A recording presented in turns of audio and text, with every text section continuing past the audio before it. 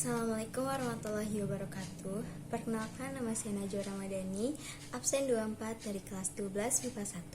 Jadi di sini saya akan membuat video teks editorial yang telah saya buat dengan isunya, yaitu infeksi saluran pernapasan akut atau yang biasa sering kita dengar dengan nama ISPA.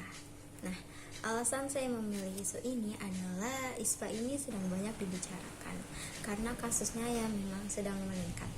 Maka dari itu, untuk tahu lebih jelasnya lagi, mari kita masuk ke dalam penegasan isu.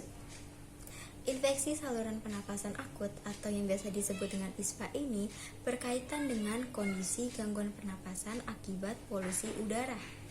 Menurut data Indeks Standar Pencemaran Udara atau ISPU di berbagai kota besar seperti Jakarta misalnya, secara fluktuatif mencapai angka tertinggi pada kategori tidak sehat.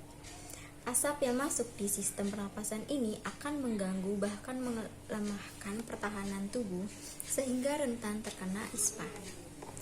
Nah, selanjutnya mari kita masuk ke dalam penyampaian pendapat atau argumen. ISPA telah muncul pada tahun-tahun sebelumnya, namun karena pada saat itu COVID-19 lebih melonjak, maka ISPA tidak begitu dibicarakan. Namun Menteri Kesehatan Budi Gunadi Sadikin mengungkapkan kasus ISPA di Jakarta mengalami peningkatan drastis hingga mencapai 200.000 kasus per 24 Agustus 2023. Angka ini merupakan 4 kali lipat lebih tinggi dibandingkan dengan jumlah kasus ISPA yang terjadi selama masa pandemi COVID-19. Sungguh hal yang mengejutkan sekaligus mengkhawatirkan.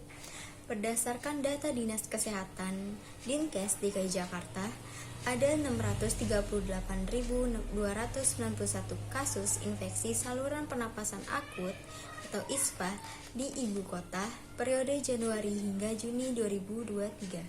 Berdasarkan trennya, kasus ISPA tertinggi sepanjang paruh pertama 2023 terjadi pada Maret yang tercatat sebanyak 119.734 kasus.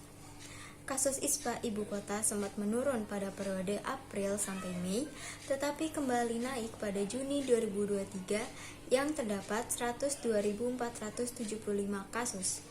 Sebelumnya, Dinkes DKI Jakarta mengatakan bahwa sejumlah masyarakat yang menderita ISPA diduga akibat buruknya kualitas udara di Jakarta. Memang, polusi udara sudah sejak lama dinyatakan tidak sehat. Banyak juga korban dari ISPA ini. Namun, memangnya masyarakat tidak memiliki gerakan dalam menyikapi masalah tersebut, misalnya dengan mulai mencegahnya. Sebenarnya, banyak cara yang dapat kita lakukan agar ISPA ini dapat kita hindarkan. Misalnya, dengan mulai kembali memakai masker atau dengan meminimalisir kegiatan di luar rumah yang mengharuskan untuk membawa transportasi.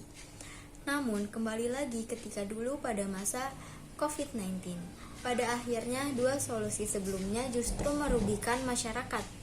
Belum lagi adanya beberapa masyarakat yang tidak mau mengikuti aturan yang sudah diberlakukan. Oke, selanjutnya kita akan masuk ke penegasan. Kemudian, apa yang seharusnya kita lakukan?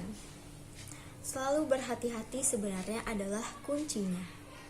Jika kita selalu berhati-hati baik dalam menjaga diri maupun lingkungan, maka kita bisa mencegahnya. Kembali pada bagaimana kesadaran diri kita terhadap hal itu. Meskipun kasus ISPA sedang naik-naiknya, tidak ada salahnya kan jika kita mulai berusaha untuk mencegah agar kasus ini segera menurun dan tidak perlu ada kekhawatiran lagi terkait polusi udara. Mari sama-sama kita mulai bergerak untuk melindungi diri, lingkungan, maupun masyarakat. Baiklah, mungkin sampai sini saja video dari saya. Intinya kita harus saling peduli satu sama lain maupun sesama manusia dan lingkungan.